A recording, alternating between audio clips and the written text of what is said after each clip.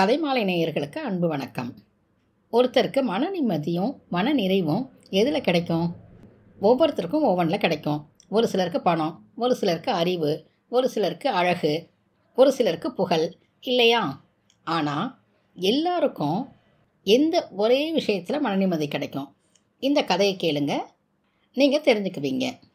அதுக்கு முன்னாடி கதைமாலை சேனலுக்கு இது வரைக்கும் நீங்கள் சப்ஸ்கிரைப் பண்ணலைன்னா உடனே சப்ஸ்கிரைப் பண்ணிவிட்டு பக்கத்தில் இருக்க பெல் பட்டனை ப்ரெஸ் பண்ணுங்கள். கதைமாலை சேனலை உங்களுக்கு தெரிஞ்சவங்களுக்கும் ஷேர் பண்ண மறந்துடாதீங்க. இப்போ கதையை கேட்கலாமா?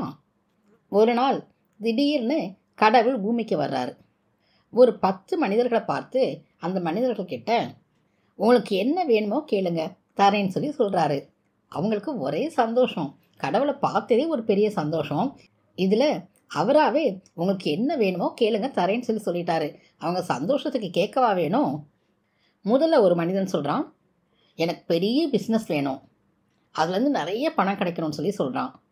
ரெண்டாவது மனிதன், நான் பெரிய பதவியில் இருக்கணும், உலகத்திலேயே எல்லாரும் மதிக்கிற மாதிரி பெரிய பதவி வேணும் எனக்குன்னு சொல்லி சொல்கிறான். மூன்றாவது மனிதன், எனக்கு நிறைய புகழ் வேணும், உலக புகழ் பெற்ற நடிகர் போல் நான் போகிற இடமெல்லாம் புகழ் வெளிச்சம் என் மேலே பட்டுக்கிட்டே இருக்கணும்னு சொல்லி சொல்கிறான்.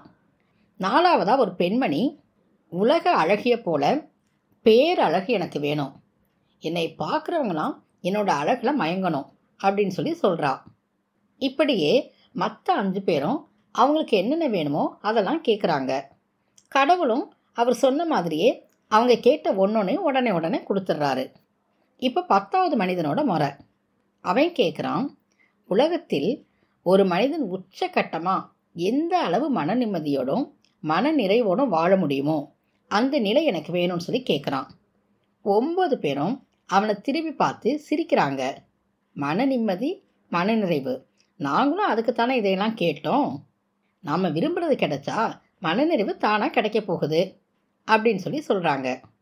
கடவுள் அந்த 9 பேர்கிட்டையும் நீங்கள் கேட்டதை கொடுத்துட்டேன், நீங்களாம் போகலாம் அப்படின்னு சொல்கிறாரு. 10வது மனிதனை பார்த்து, நீ இரு, நான் உன்கிட்ட கொஞ்சம் பேசணும், கொஞ்சம் நேரம் கழித்து வரேன்னு சொல்லிட்டு கடவுள் எங்கேயோ போயிடுறாரு. இப்போ அந்த 9 பேரும் போகாமல் அங்கேயே தயங்கி நிற்கிறாங்க.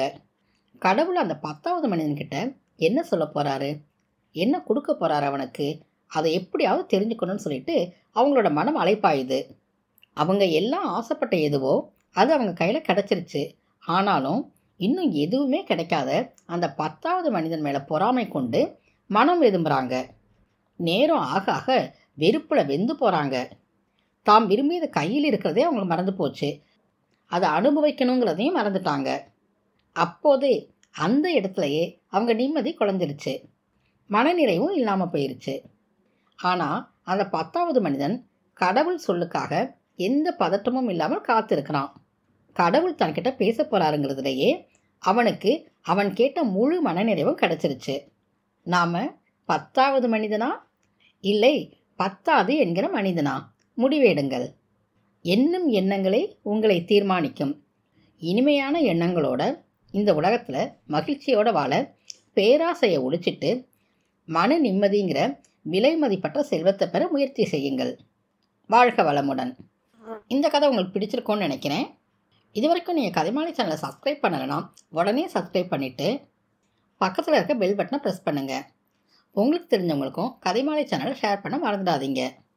மீண்டும் அடுத்த வீடியோவில் சந்திக்கும் வரை உங்களிடமிருந்து விடைபெறுவது கதைமாலையிலிருந்து ராஜி.